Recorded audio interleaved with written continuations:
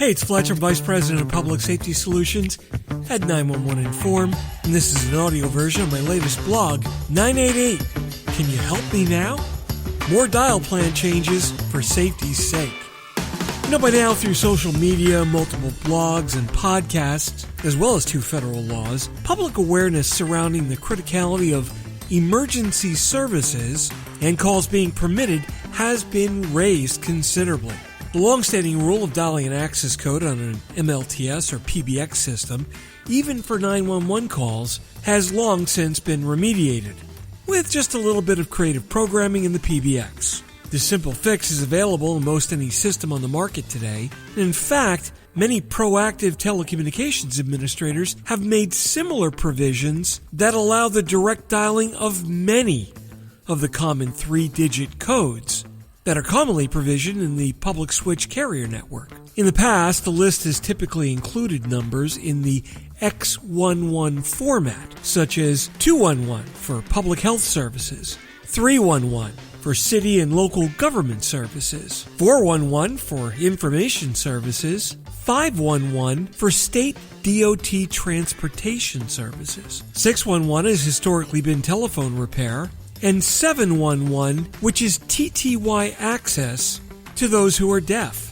811 is a call before you dig number that coordinates cable locations for underground, very important to prevent emergencies. And of course, the old standby 911 that reaches local emergency services. In their July 2020 open meeting, the FCC adopted a report and order that outlined some rules to establish 988 as a brand new nationwide, easy-to-remember 3-digit phone number that would allow Americans in crisis to connect with suicide prevention and mental health crisis counselors.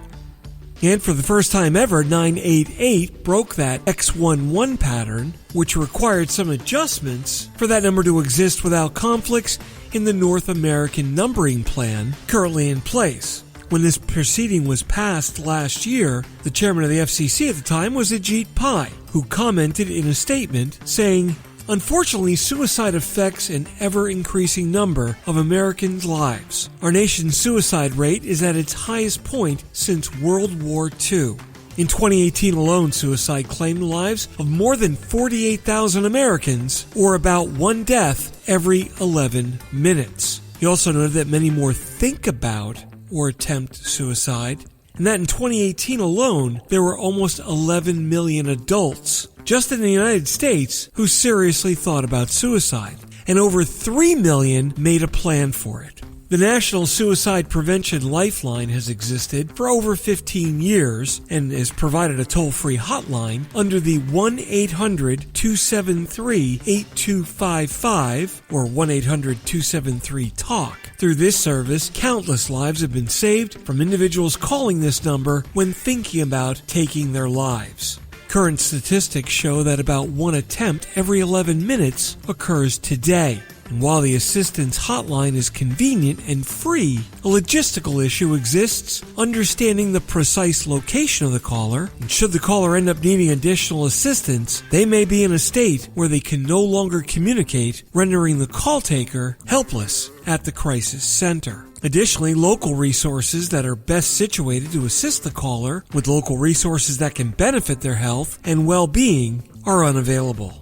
In the existing environment, several potential problems actually exist with calls to the 1-800 National Suicide Prevention Lifeline. As with any helpful service, the most glaring problem is the lack of identity and awareness that a number even exists. Furthering this problem is the fact that a 10-digit toll-free number must be memorized and then recalled during a critical crisis situation, where clear and cognizant thinking may not be present. In the Commission's ruling, the FCC saw the value of an easy-to-remember 3-digit number and voted that 988 would be utilized to fulfill that role. Now, prerequisite of this new number being a success would be its availability from any device at any time, borrowing from its cousin, 911. Facilitating a quick implementation, the Commission voted that the carrier networks were to begin making any changes needed in their dial plan to allow 988 to exist as a 3-digit code that initially would be forwarded to the existing 1-800-273-8255 hotline that was already established. In addition to the carrier network, enterprise MLTS and PBX operators can similarly program access to 988 forwarding, delivering that number through digit translation to the 1-800-273-8255 talk hotline.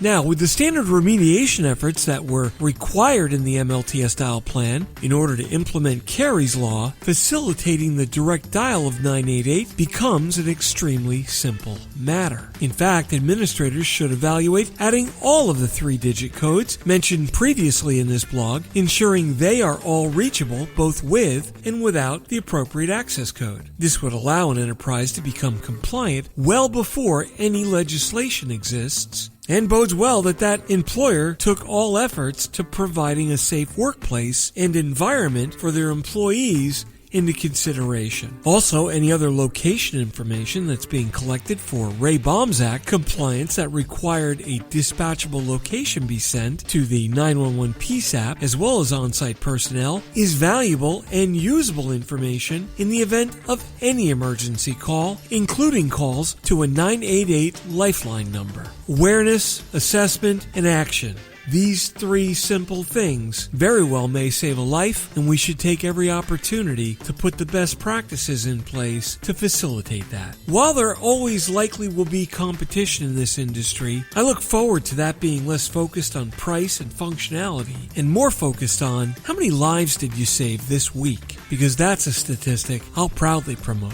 This is Fletch. I'm Vice President of Public Safety Solutions at 911 Inform. This has been an audio version of my latest blog, 988. Can you help me now? Remember, you can follow me on Twitter at Fletch911. Be sure to check out the rest of my blogs and podcasts at Fletch.tv. And if you need an opinion on something, I'm easy to find on social media. Be sure to check out my brand new series, NG911FutureMakers.com, where every 2 weeks we interview thought leaders in the industry, not only working on technology innovation, but building the future next-gen 911 leadership of tomorrow.